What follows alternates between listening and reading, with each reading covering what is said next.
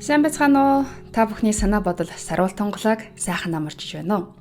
Та бүхэнтэйгээ подкаст гэх нэгэн шинэхэн подкастаар мэдчилж байна. Амьдралынхаа 50 хуурмыг бодлын тухай подкасттай хамт өнгөрүүлэхээр тархинаас гарах долгионоо тааруулж өөрийн хөгөө ижилсүүлэх гэж байгаа танд баярлалаа. Энэ бол товчхондоо бодлоо зэгцлэх, амгалан оршихуйг амьдралдаа урин дуудах талаарх подкаст. Энэхүү цуврал подкастаар бид бодол хэрхэн бий болдгоос эхлээд нейросайенс буюу тарих, мэдрэлийн тогтолцооны талаар, уур хилэн, баяр баясгал зэрэг сэтгэл хөдлөлүүдийн талаар сэтгэл зүй, метафизик гээд шинжлэх ухааны суурь ойлголтуудыг бөөмөргөл, буддын шашин, бусад шашин гүн ухаанд хэрхэн туссан талаарх ойлголтыг харьцуулан хэлбэрчилж тайлбарлан хүргэх юм а.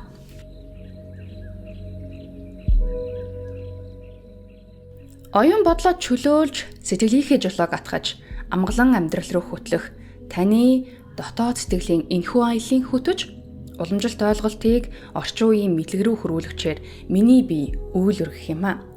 Дуудах нэрийг эцэг их дуурсах алдрыг өөрөө гэдэгчлэн өөрийн алдраа та бүхэндээ таниулах нь зүйтэй болов гэж бодож байна. Угсаа гарвал маань ураанхай, угт богд овгийн цагаан гэрт наран мөнх миний бие та бүхний амар мэндийг айлтхан мэдчилж байна. Өнөөдөр бид хамгийн эртний бас хамгийн энгийн хийгээд агуу нэгэн зөвлөгөөг авч үзэх болно. Тэр нь юу вэ гэвэл эртний Грекийн Аполлоны сүмийн чулуунд сийлсэн гнотис автон буюу know thyself. Өөрийгөө мэдгэх хоёр л үг. Монголчууд ярьдаг шүү дээ. Биеэ мэдвэл хүн, бэлчээрээ мэдвэл мал гэж. Тэгэхээр энэ үг танд магадгүй танил сонсгож бас магадгүй те. Бас над шиг би өөрийгөө мэдэн штэ. Юунд дуртай, юунд дургу гэдгээ мэднэ, намайг тэр гэдэг. Би тэдэн хүүхдийн ээж аав. Эсвэл оюутан сурагч, тэтгэврийн хөгшин, тим ажил хийдэг гэгчлэн өөрийгөө тодорхойлох зүйлийг магадгүй та бодож иж болох юм те. Гэвч өнөөдрийнхөө сэдвээр үүнээс гүн өрхөн утга агуулгыг хүндхийг зорьсон юм а. Та өөрөөсөө дахиад асуугаад үзээрэй. Би хинбэ гэж. Би нэрээ яг хин юм бол. Өөрийгөө олох, өөрийгөө таньж мэдэх нь яагаад чухал гэж. Хэрвээ өөрийгөө таньж мэдснээр магадгүй та өөрийнхөө амьдралд эзэн болж илүү оновчтой шийдвэр гаргаж, илүү аятайхан харилцаа бий болгох юм билүү те. Тэгэхээр миний нэг танил надаас би хинбэ гэх асуултыг тун чухалчлан асууж байсан удаагаа. Тухайн үедээ дөрвтэй хариулт олж хэлж чадахгүй байсан болохоор би олон хоног бодолд харагдсан. Тэгээ нэрээ яг би хин юм болоо гэж будаан бодсны дараагаар хэд хоногийн дараа түүнтэй тааралдаад ахаад өөрөөс нь яг ингэж хин юм бэ? Тэ? Би хинбэ гэдэг надад асуултын хариултыг хэлээд өгөөч гэдэг асууж байсан. Тэгээд тэрээр надад хэлэхдээ би бол ихийн хөвлөд ээж аавынхаа эсээс бүрдээд бурхны үлээс амьсгалтай нэгдсэн хий чиг тоосноос бүрдсэн тэр яг мөчөөс эхлээд эцгийн амьсгалаа яг эцсийн хамгийн сүүлийн амьсгалаа хураах хүртэлх бүхий л цаг хугацаа, орон зайд миний мэдэрсэн бүхний тууллаа. Өнгөрсөнд хурааж хөрөмтлүүлсэн туршлага түүнээс улбаалж, сурж, хөгжиж, шинээр үүсгэн бий болох хэмийн урсгал төдийгүй хүсэл зорилгоор хөглөгдөж, хиттэй хийх сонголт, хэлсэн үг, хийсэн үйлдэлбэрээс шалтгаалan үүсэх үр дагавар бүхний цулдлаа гэж хариулж илээ. Нэрэл миний нэр, миний алтан тушаал, миний эрхэлдэг ажил гэх зэрэг нь намайг тодорхойлох нэг л хэсэг шошго төдий мэдээлэл. Түүнээс биш намайг айлын ч бүрэн тодорхойлохгүй. Яг л энэ ойлголтын дундаа магадгүй бидний хайрцаглагдсан сэтгэлгээ үүсдэг байж болох юм те. Яг энэ өөрийгөө мэдэх талаар Чингис хааны хэлсэн нэг үгийг байдгийг бид нэр бүгдээрээ сайн мэддэг. Тэр нь бие засаад гэрээ зас, гэрээ засаад төрөө зас. Тэгвэл энд бид ямар биеийг мэдэх ёстой? Түүнийг хэрхэн яаж засах ёстой тухай ер нь та бодож үзсэн үү? Тэгэхээр өнөөдрийн подкастаар бид яг энэ сэдвийг хүндэн ярилцах юм. Магадгүй энэ л бодрол маань удахгүй амьдралын их талаад хүл тавих гэж байгаа өсвөр насныхан Яг одоо өөрийгөө итгэвхийлэн хайж бүтээж яваа залуус, за биегээ бүтээж яваа нэгэнд, за эсвэл яг одоо өөрийнхөө доторх дуу хоолойг арай чанга тод сонсхийг хүсэж яваа нэгэн амьдралынхаа салгаа зам дээр баг зэрэг бодолж яваа бүхэнд дэм болох байхаа гэж найдаж байна. Тэгэхээр яг би ч гэсэн та бүхэнтэй яг энэ адилхан жимээр бидэрч ирсэн эссэн бодлынхоо үйлдэлийг энэхүү агаарын цэнхэр долгионоор дамжуулан хүргэж түгэж яваа нэгэн ингээд ярьж хэлэх зүйлс маань таны анхаарлыг татаж эхэлсэн бол таныг бидэнтэй хөг хэмнэлээ ижилсүүлэн анирдан анхааран сонсхийг орж байна.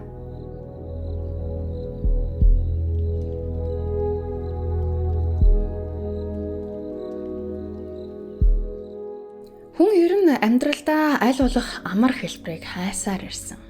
Энэ л эрэл хайгуулын үр дүнд өнөөдөр угаалгын машин, тоос сорогч, цаашлаад жолоочгүй автомашин хүртэл бий болон хөгжиж штэ тий.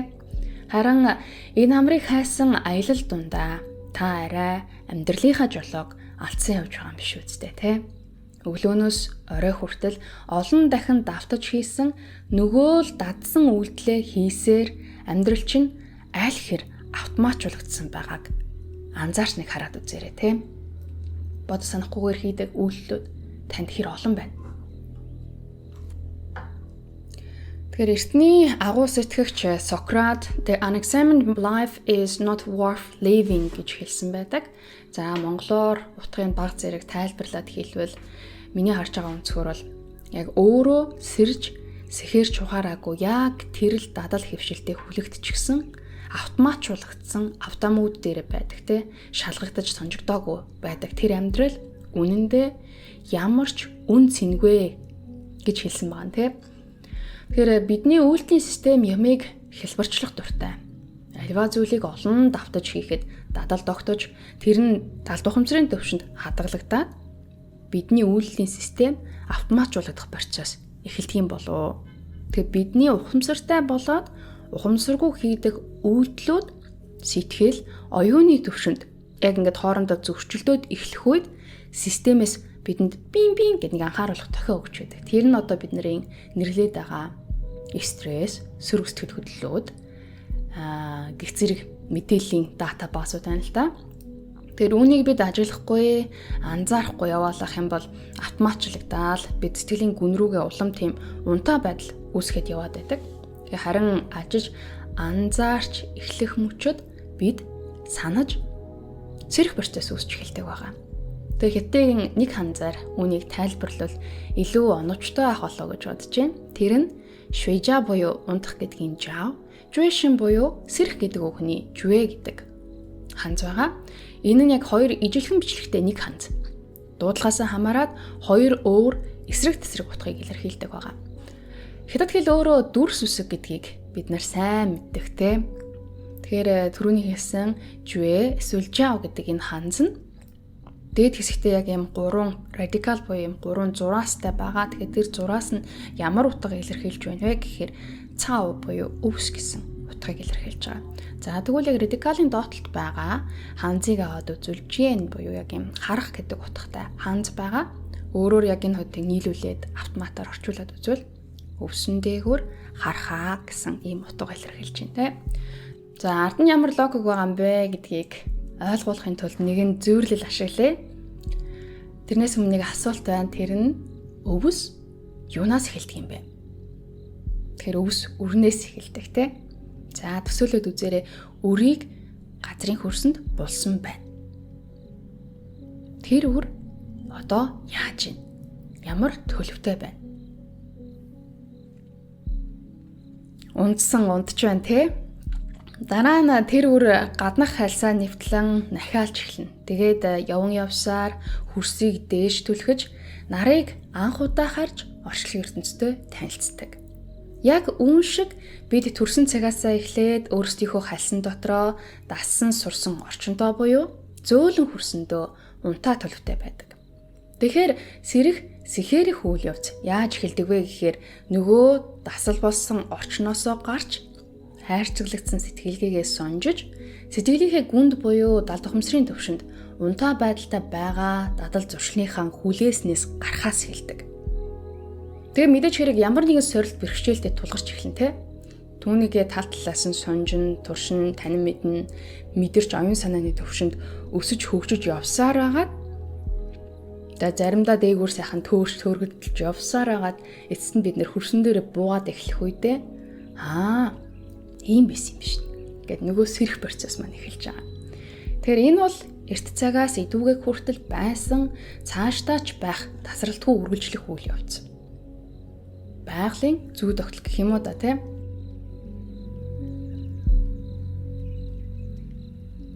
За дахиад нэг түүх ярьж өгье. Тэгэхээр Сократ Афины гудамжаар гараад тухайн үеийнхээ хамгал Сихетэн гэсэн улс төрч, яруу найрагч, уран баримлч гэд хүн бүхнээс асууж лтэй.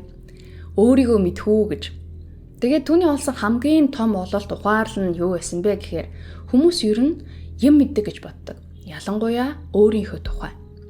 Гэвч үнэндээ тэд огт юу ч мэддэггүй болж таарсан байгаа. Бид өөрсдийнхөө талаар гашуун үнийг мэдхээсээ илүүтэй өөрийнхөө талаар таатай худлуугийг сонсхийг хэрхэмэлдэг.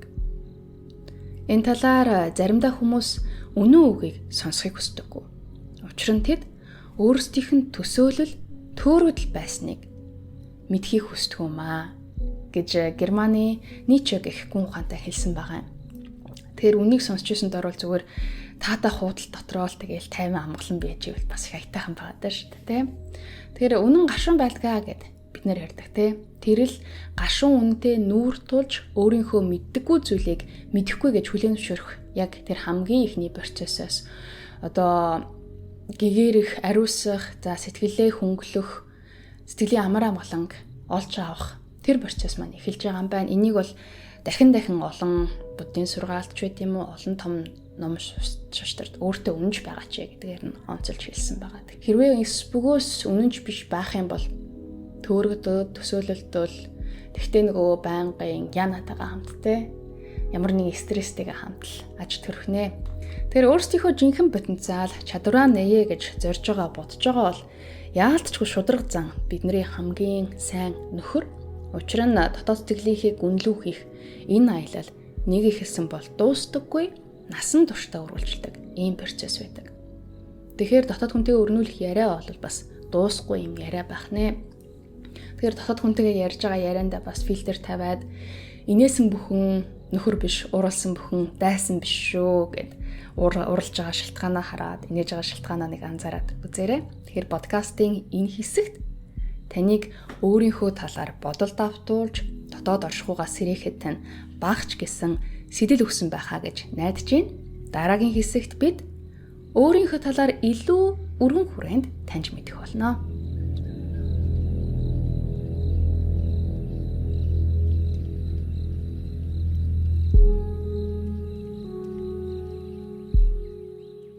Бодлын тухай подкасттай эргэн тавтан байрлана. Халах хэрнэрийн толгойн гоёл чимэглэлийг бид сайн мэднэ те. Дундаж ихнэрийн гоёл шүр чимэг ашигласан алт мөнгө зэрэг нь дунджаар 5-6 кг жин татдаг гин. Зарим хаттыг 17-оос 20 кг байсан гэх баримт байдаг байна. Өөрөөр хэлбэл энэ нүсэр чимэглэлийг мэдээж хүн болгон өмсдөггүй. Өөрийнх нь зэрэг зиндаа бие бинчинг харуулж байгаа учраас өөрсдөд нь тийм ч хүнд санагддгүй ажилтай. Яг үүнтэй адилхан ахаад нэг жишээ татхад баатар хүний хуйг дуйлга бас л 20 кг жинтэй. Өөрийг нь хамгаалдаг баатар гэх сүр хүчийг харуулдаг учраас мэдээж хэрэг баатар хүн 20 кг-ийн нэмэлт ачаанд нэг их түүртэд байдаггүй байж. За эндээс юу хэлсэн бэ гэхээр үнэхээр бид нар яг юм чимэг болгоод авч явж чадж байгаа зүйл биднэрт юу байдаг юм бол хүн болж төрснөөсөө хойш яг энэ хүн болсныхоо хэрэг зоригийг гаргаад чимэг болтонд бид нар амьдарч чаддаг болов. Хэрвээ хүн яг Tesla-гийн машинаар ярих бол Tesla-гийн машин шиг лаг хурдтай тийм потенциалтай байхад тэрийг нь бид нар нэг трактор унсан юм шиг арай ашиглаад байгаа юм биш үстэй. Тэгэхээр буддын сургаалд сохор яст мэлхийн нэг үлгэр байдаг. Далай оролд нэгэн сохор яст мэлхийг амьдэрдэг байж гин л дээ. Тэр 100 жилд нэг удаа усны мандал дээр гарч ирдэг. Харин далайн хөвөөнд нэг алтан цагираг хөвж явж гин. Далай ямар уужим том агуу билээ те тэр алтан цагираг Нэг тийм том бол биш, жижигхэн алтан цаграг. Яс тэмлэхий яг дундуур нь толгоогоо хийх хэмжээний. Тэгээд тэр сохор яс тэмлэхий 100 жилд нэг удаа далайн хөвөн дээр гарч ирээд тэр алтан цагрыгийг олоод дунд нь толгоогоо хийх тэр тохиол хэр ховор тохиолдох тохиол вэ гэд бурхан багш асууж гин. Тэгээд түүний үнэн жишээ Ананд бодож байгаад үнэхээр л ховор тохиолдох зүйл байна да гэж хариулахад бурхан багш яг л ийм ховор тохиолоор бид нар хүний төрлийг олдог юм аа гэж хариулж гинэ. Тэг яг манай улс магадгүй далаад гарцгүй бас олон хүн далайг нүдэрээ үзээгүй учраас анх будын шин Монголд нэвтрэхдээ яг энэ үлгэрийг нэг лам артаа зүү арчаад дээр нь будаа асгаад атга будаа дахин асгаж үзүүлээд энэ зүүн дээр одоо ширхэг будаа тогтох магадлал хэр их вэ гэж асуусан баг. Тэг яг тэрнээс улбаалаад зүүнний үзүүр дээр 10 будаа асгахтаа тэнцвэц. Тийм ховор тохиолоо гэдгийг бид нар наснаас олон удаа сонссон тий. Тэг яг ховор гэдгийг заа тэгвэл мэдээд байна. Яг яагаад ховор юм бэ? Яг хүн болох нь яг юун тийм ховор? Юун тийм онцгой байгаа? Энэ талаар та бодож үзсэн үү? За магадгүй зарим нь бас яг хүн оюун ухаантай ярьдаг, хэлдэг, энэ нийгмийг хөгжүүлдэг гэдэг ойлголтыг авч ярьж хэлж болох байх л та. Орчлын ертөнцид яг хүннээс гадна олон төрөл зүйл зэрэгцэн оршдог тийм. Бидний нүдэнд харагдахаас эхлээд нүдэнд үл харагдах, хий бигдүүд ч гэсэн үүнд багтж байгаа. Эдгээрээс ганцхан хүндэл төрж өөхөх төрх энэхүү амьдралын тойргоос чөлөөлөгдөж ариусан гэгээрч будаа шиг бурхны хутгийг олох боломж байдаг юм байна. Тэгэхээр бурхны хутгийг ганцхан буддаа олсон юм бол биш. Тэгээ бид нэр ярьдаг штэ айл дэвэн гарт гэдэг нэг үлгэр хэлдэг тийм. Тэгэхээр буддаа гэхээр бидэнд танигдсан Сиддхарта Гаутам анх 2600 гаруй жилийн тэртээ Девангар гэгч нэгэн этгээдтэй уулзж гинэ. Девангар нь тухайн үед одоо ариусл гэгээсрийг олсон, дүгүс гэгэрсэн, бурхны утгийг олсон хүн байж гин.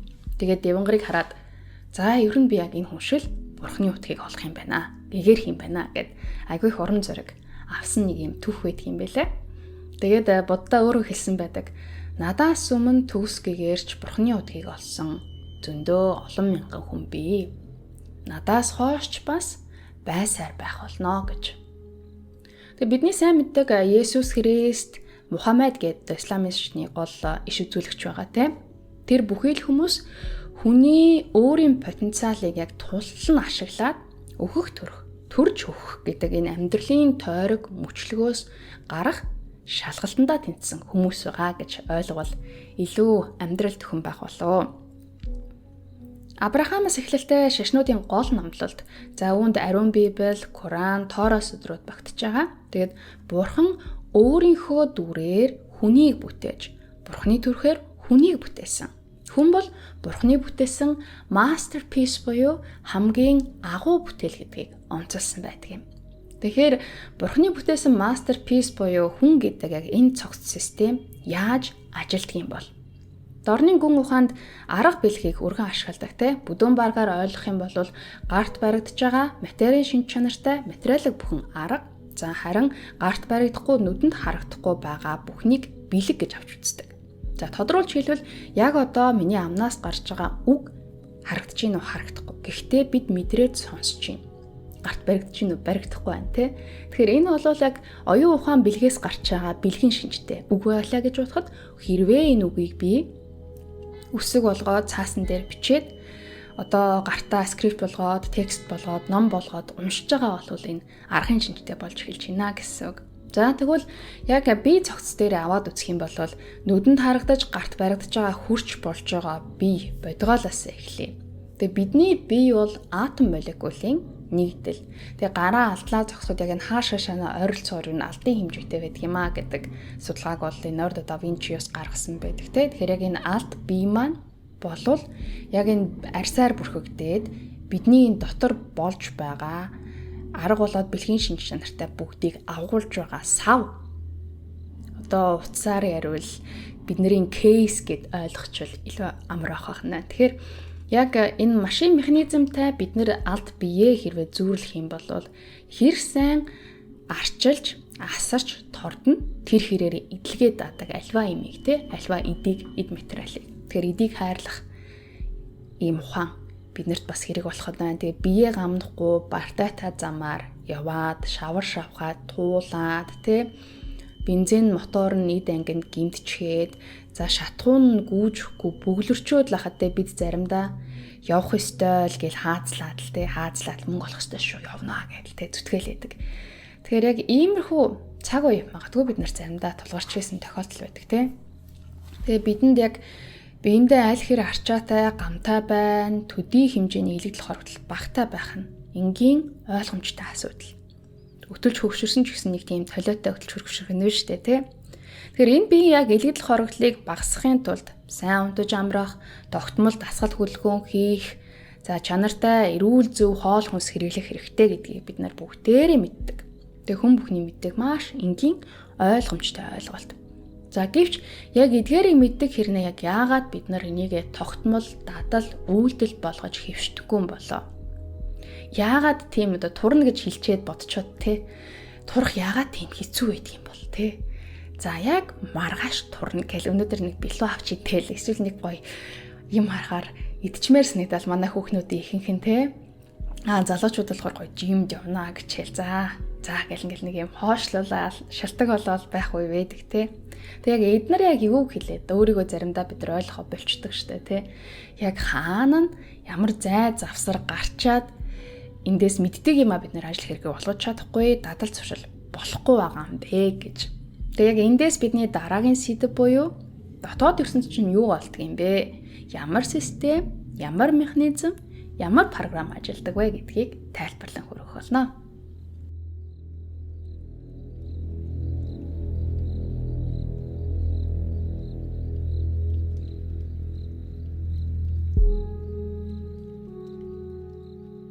За бидний алт бие маань бидний сүнс сэтгэлийн гэр.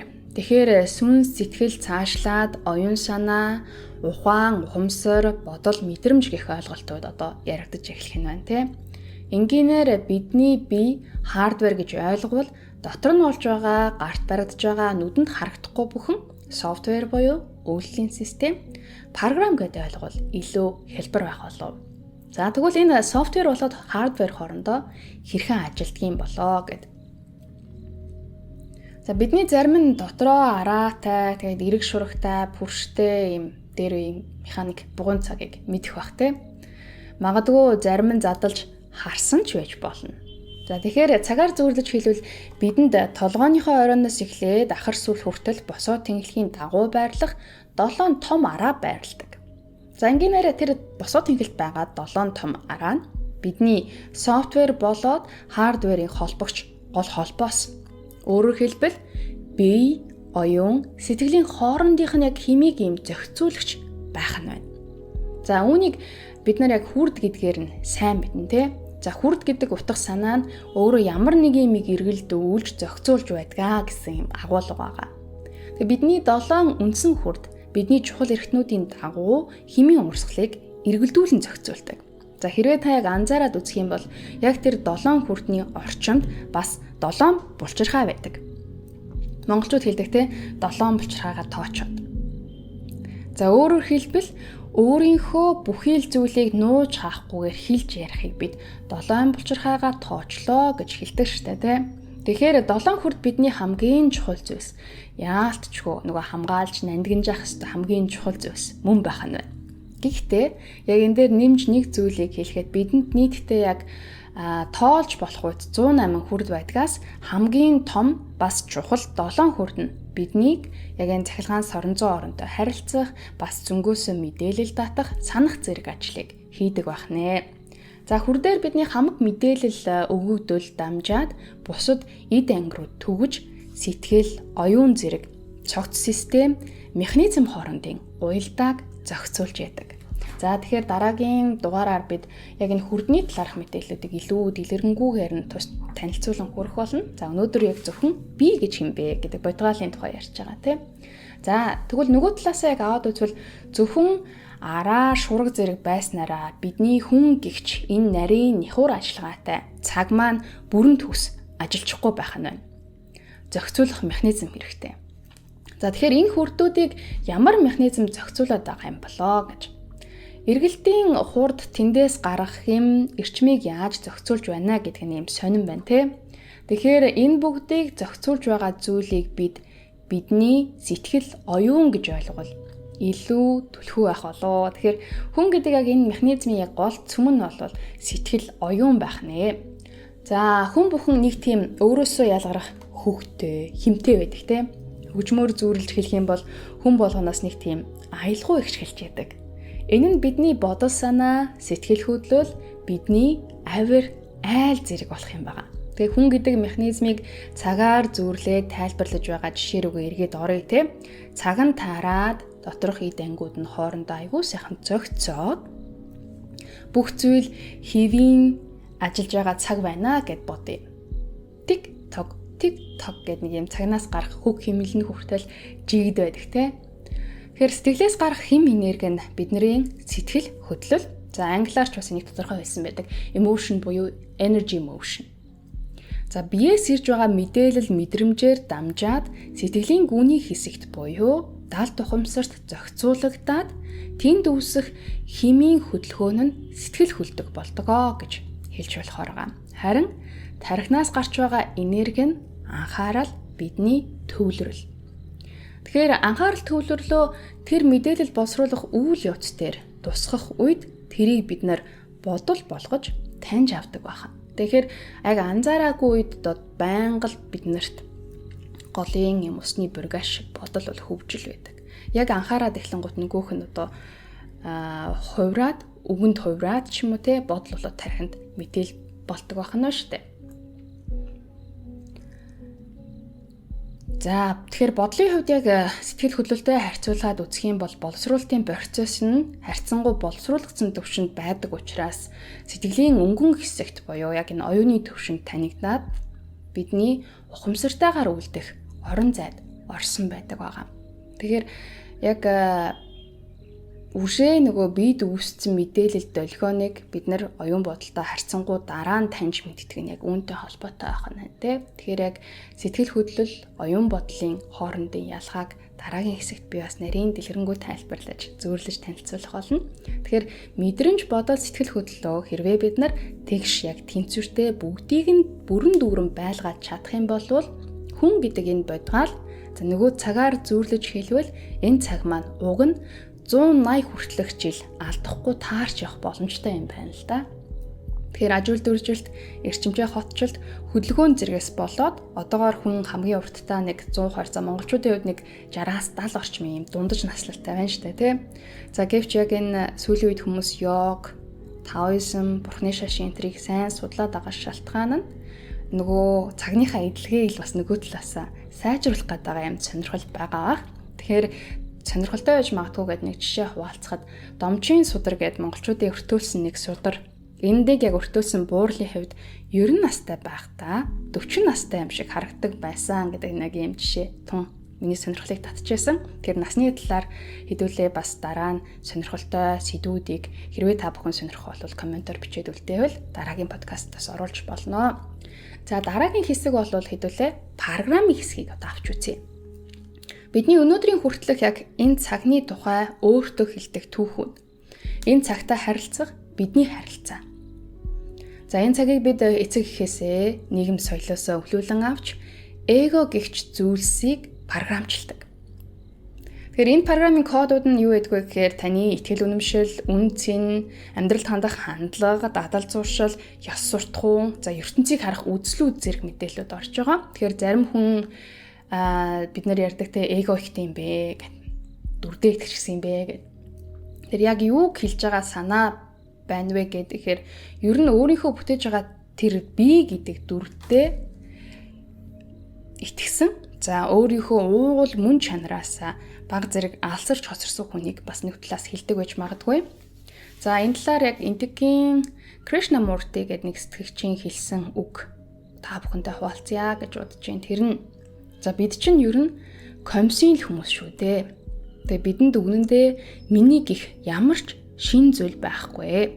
Төрснөөс эхлээд ээж аавын эсвэл багш сургууль, элдв намдал хин нэгний халбадаж өгсөн бүхэн за энэ дундаа мэдлэг, мэдээлэл, хандлага, итгэл үнэмшил биднийг бүтээж би гих хуурамч шошиг тавьсан байдгийм аа. Яг үнэндээ сайтар бодоод үзвэл тунгаагаад үзэхээр анхны цэвэр миний гих тодголтой юм баг байдгүй маа гэж хэлсэн байдаг. Яг энэ концепцийг тэгвэл түрүү ярьсан тэр би кейс гэдэг зүйлийг бурхнаас бид нар зээлсэн юм аа. Тэгээ энэ би чинь бол миний би биш ээ.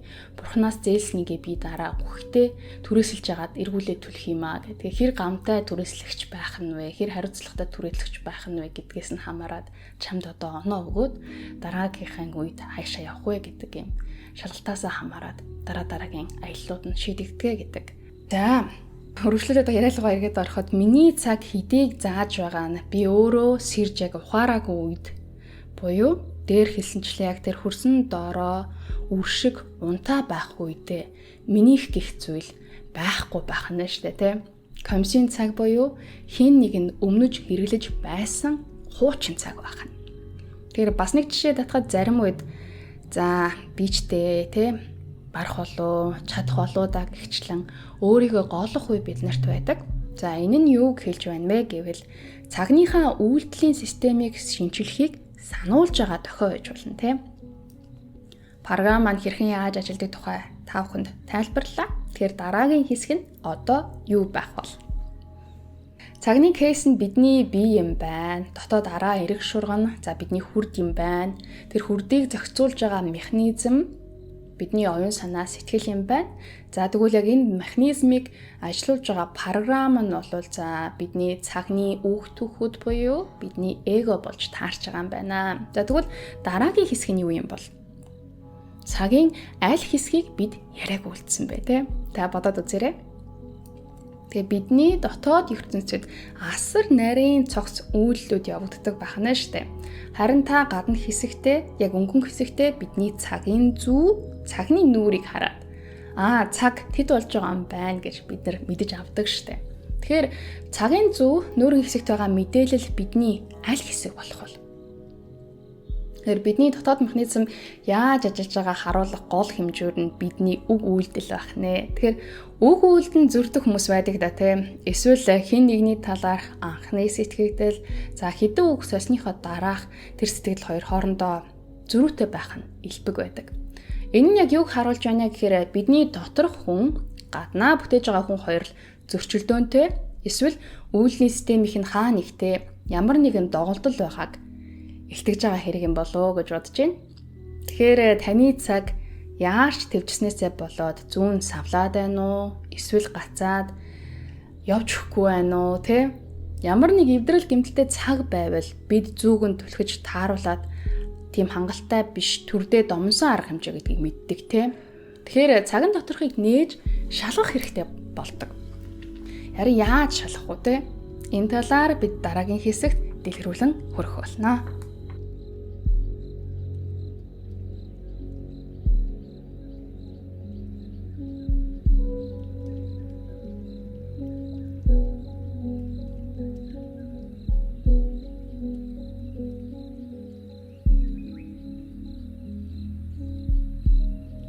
Бодлын тухай подкасттай хамтдаа танд баярлалаа. За подкастын эхний дугаар би хэмбэ өөрийгөө мэд.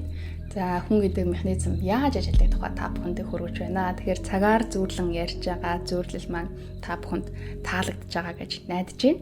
За подкастын дараагийн хэсэг тэгвэл энэ цагаа яаж шалгаж тохируулах юм бэ гэдэг асуудлыг ярих гэж байна. За бид өөрийнхөө дотгошоо өнгийг өөд цагны өтөр талыг харлаа тийм. Одоо энэ цагийг гартаа барьж байгаа хүний хувьд ая данг нь хэрхэн тааруулах вэ гэж. За энэ бол цоошин цаг худалдаж авах тухай ойлголт ерөөсөө бол биш юм шүү те. Тохируулга чамбай сайн хийх тухай ойлголт.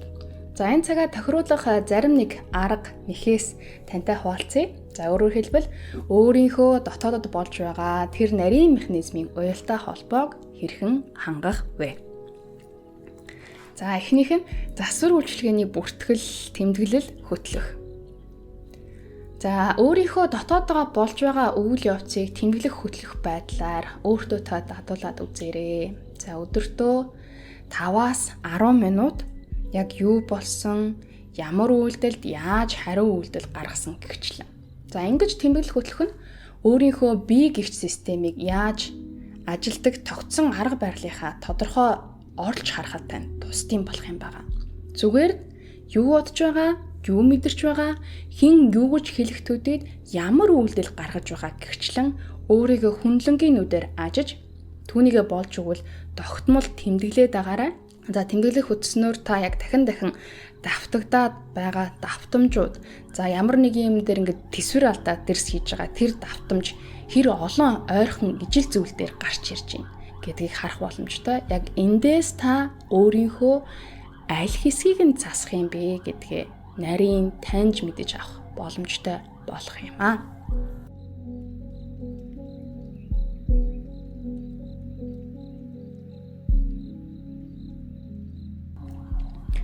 За дараагийн хэсэг нь тусглаа тунгалаг байлгах. Тэгэхээр яг энэ юу хэлж ийн гэдг нь анхаарал анзааргын тухай асуудлыг ярих гэж байна. Тэгэхээр тоостой, толботой цаг хэд болж байгааг харахад хэцүү байдаг те. Бид нар хэлдэг штэ нүд сэтгэлийн толио гэдэг. Тэгээ бидний цагны нүур шиг бидний сэтгэл ямар байгааг харуулдаг зүйл нь бидний нүд байх нь. Тэгэхээр яг энэ нөгөө яг нүд чинь ямар өнгөтэй байна, нүдэнд хар улаан байна уу гэдэг ерөөс тэр материалын тухай асуудал биш. Нүдэрээ бид нар ямыг яаж харддаг вэ гэдэг асуудал. За хамгийн ойлгомжтой байдлаас хэлэхэд нүдний хор орчлоо гэд магадгүй зарим хөгшчүүдийн хэлж байгааг та нар сонссон байж магадгүй. Тэр нь юу хэлж ийн гэхээр хин нэгэн хүний шунлын сэтгэл шингэсэн эдийг бид тэгж нэрлэдэг те. За бас бидэнд миний харах өнцөг, за эсвэл ертөнцийг үзэх үзэл гэдэг юм нүдний шилүүд байдаг. Нүдний шил зүгээд явхаар тухайн орчныг өөрийнх нь байгаа өнгөөр бид харж чаддаггүй шүү дээ те. Яг тэр шиг бидэнд нүдэнд харагдахгүй хэрнээ тийм үзэл бодлын итгэл үнэмшлийн шил байдаг. Жишээ нь багадаа үзсэн кино, эсвэл найз нөхдийн хэлсэн ямар нэгэн эд зүйлс гой сайхан санагдаж хүрээлэл байгаа орчноос хамаараад ямар нэг зүйлийн талаар тодорхой үзэлтэй болсон байх нь илбэг байдаг те. За жишээ нь яг үзсэн нөгөө солонгос кино, сериалаасаа болоод солонгос хүмүүс цаймширдаг, ая тал застдаг шинэ үеийн хятадуудыг би хувьдаа мэднэ. За бас зарим хүмүүс яг англи хэлээ сайжруулах гад барууны медиагийн нөлөөнд автаад англи хэлтэй бос нэг хэсэг хүмүүс нь одоо найз нөхдөөгөө гарахтаач гэдэг юм уу барууны пив, барууны шар аргийг одоо автомат үйлдэлээр гоё гэж итгээд авдаг те. Үдсээр рекламнаас улбаалаад нэг чипс те гоё гэд аваад нөгөөх нь хүүхэд нь хүртэл одоо нөгөө реклам нь одоо телевизээр явахаа болцсон байсан ч гэсэн тэрийг өөрийнх нь хүүхэд нь авсаар байдаг ийм үйлдэл жишээ нь бид нар дээр байна штэ тий. Тэгэхээр яг энэ барууны соёлыг үзэж харж байгаа яг энэ сэтгэлгээний дундаа бидний зарим нь барууны гих юм болгоо аюу гой тийм өсрөнгөө за шар толгоотууд аюу сайн ажил хийдэг стандарт гоё тогтоож чаддаг ч гэдэм юм уу тий. Тэдний соёлын нөлөөнд автаад барууны үзэлтэй гэдэг юм нүдний шил аваад зүүцэн байх хандлага байдаг. За тэгэхээр таны цагны шилний тусгал хэр тунгалаг байгаа юм болоо нэг хараад үзээрэй, анзаараад үзээрэй. За яаж сайн сонжиж, ажиглаж, анзаарч үзэх вэ гэхээр зүгээр энгийнээр өөрийгөө дэлгүүрийн бараан дээр юм шошго тавьдаг ажилтан байна гэд ойлгочих. Тэгээ ямар ч юмд ийм хариу үйлдэл хийж нөгөө лейблинг хийж шошгожуулахгүйгээр энэ бараа тэндээс ирсэн байна тэр. За энэ бараа эндээс ирсэн байна тэр гэд өөрийнхөө яг харж байгаа, үзэж байгаа юмаа яаж ангилж харж ийн вэ гэдгээ яг л нөгөө 3D камераар өөрийгөө харж байгаа юм шиг хүндлэнгөөс хараад би энийг ингэж яадаг юм байна. Энэ дээр би ингэж дүгнэлт хийдэг юм байна гэд нэг юм mindful practice хийгээд үзээрэй. За нэг тэгээд яг өөрийгөө анзаараад үзэх юм бол яагаад энэ чухал юм бэ гэхээр цэгцгүй бодол хогийн савтай адилхан байдаг. Таны тарих хогийн сав биш тэ. Тэгэхээр бид нар бол амрууга хоол хүнс хийхээр энэ биений биеинд тэжээл болж очтгоо гэдгийг мэддэг тэ. За тэгвэл бид нар руу тарих руу очиж байгаа гол инпут нь юу юм бэ гэхээр нүд чих хоёр байгаа. Нүдэрээ харсан үтсэн бүхэн бидний тархинд мэдээлэл болоод чихээрээ очсон бүхэн бас бидний танилд мэдээлэл болж байгаа. Энэ бүгдийг та аль хэр шүүлтүртээр аль хэр нөгөө нэг файлууд байгаа компьютер одоо ингээд цэгцтэй байрлуулдаг шиг аль хэр цэгцтэй байрлуулдаг юм болоо. Тэгээд магадгүй нөгөө хогийн савнд дүүрсэн те компьютерийн хогийн савнд дүүрсэн байхад гадуур нь хог асгаал байгаад идэм биш үстэй те. Тэрийг бас анзаараад үзээрэй. За дараагийн нэг арга цагны систем доголдол орсныг яг тэгвэл бид нэр анзаарчлаа тий. За миний цаг жоохон юм доголдолтой асуудалтай байгаа юм байна гэдгээ анзаарсан үедээ хамгийн түрүүнд авч болох шуурхай арга хэмжээ юу юм болоо? За энэ нь биднэрт 24 цагийн турш байнга байдаг нэг зүйл. Та хаач байхаас үр хамааран байнга л та 24 цагийн турш өөрт чинь байнга л байж байгаа нэг зүйл. Маш энгийнээр амьсгал. Амьсгалаа анзаарах. Тэгэхээр систем доголдод үүссэн юм байна гэдгээ оншилчлоо. За ямар нэгэн байдлаар энэ сэтгэлийн эдгэрхлийг олж авъя. Бодлоо зэгцэлж, тархиа өөрчлөө. За миний амьдрал өөрчлөгдөж сайн сайхан болох юм байна гэд ойлгоод сэтэлжээд эхэллээ шүү дээ, тий. За тэгээ зарим үед өөрөө ч мэдэхгүй яг өөрийнхөө хүснээс өөр юм хийцэн байдаг, тий. Уурлаа даа гэж бодоогүй байжсэн хин нэгэн хүн ямар нэг үг хэлсэн чинь дэсрээд ууралцсан нэг сонио үг хэлсэн. Арт нь нэг юм сонин шокны байдалд орж үтсэн хүмүүс хэр олон байгаа л тий. Тэгээ хэлсэн байна оо shit юу ч вэ гэ дотроо бодож энтер тий.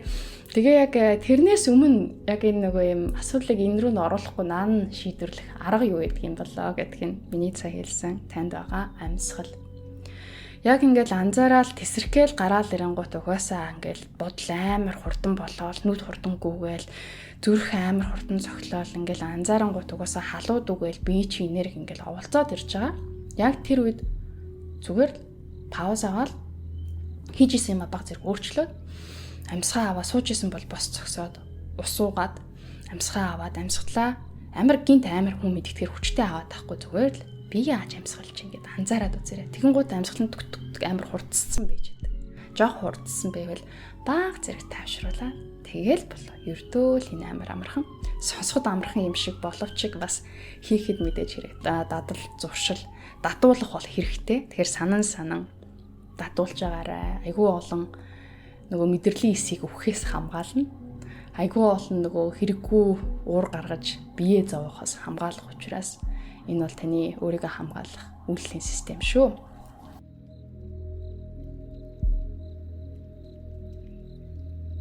За хамгийн төгсгөлд нь яг энэ бүгдийг би одоо зөндөө сонсч байсан те зөндөө хүнийг сонсхийг хэлхийг ярьлаа. Зөндөө удаан хүмүүс надад сануулж ярьлаа. Би яагаад энийг үйлдэл болгож чадахгүй байгаа юм бэ? Яагаад би өөрийгөө өөрчлөх ёстой байна гэдгийг мэддэг хэрнээ яагаад чадахгүй байгаа юм бэ? Энэ сэрэх процесс. За зарим хүн өвдөө досол аваарт орсныхоо дараагаар энийг олж мэдчихэдэг болвол зарим хүн яг амьдралын нэг амар хүнд бэрхшээлтэй тулгарсан үедээ анзаардаг. За ихэнх эмэгтэйчүүдийн хувьд хүүхэд гаргасныхаа дараа сэтгэл готрол гэдэг юмнаас бас сэрж сэхэрж анзаарч идэг тийм.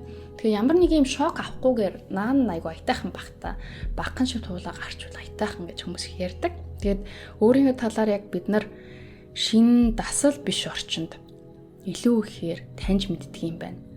Монголчууд хэлдэг те байрнаасаа хөдөлсөн чулуу 3 жил зовдөг юм аа гэд. Тэгэхээр ямар нэгэн байдлаар өөрчлөлт хийж хөдөлсөн л бол анхандаа бүх зүйл хэцүү санагддаг тийм.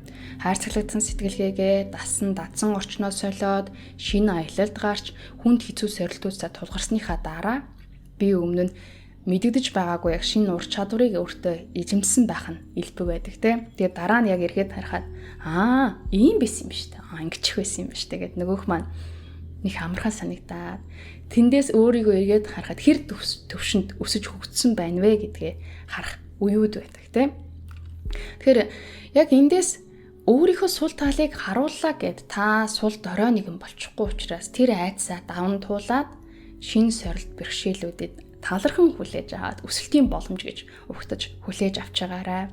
За бүр болохгүй те яг яах учраа мэдэхгүй болвол хамгийн сайн итгэж болох үед найз нөхөд эсвэл арай ахиу юм уншиж судалсан хүмүүсээс өөрийнхөө үйлдлийн системийг онцлуулах боломжтой. Ягаад гэвэл mirror effect буюу хүнд ямар нэг юм ярьж байхдаа өөрийнхөө түүхийг бид нар давхар олж авах ийм хандлагыг айл хүүхэд байхасаа эхлээд эзэмшсэн байдаг юм байна. Тэгэхээр бүр болохгүй бол тэ одоо нэг цагаар яривал бүр ингээд хэдэн 100 жилээр суу бэлгэрээ танигдаад ийм хугацаагүй цагны загварууд байдаг та тий. Тэдний түүх үх түүхийг уншаад тэндээс бас яг өөртөөгөө ижилхэн тохиолдлыг олж авч болно.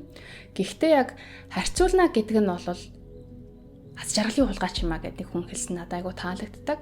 Ямар нэгэн юмыг хэн нэгэндээ харьцуулах гэж байгаа бол болгоомжтой байгаарай. Эргээд яг өөрөө чи итгэх итгэл үнэмшил рүү айгу хүчтэй нөлөөлдөг учраас харьцуулахдаа нэг голын усанд хүн хизээж хоёр орж болтоггүй гэдэг шиг. Өчигдрийн би өнөөдрийн би хоёр өөр. Магадгүй өнөөдрийн би маргааш шин өөр.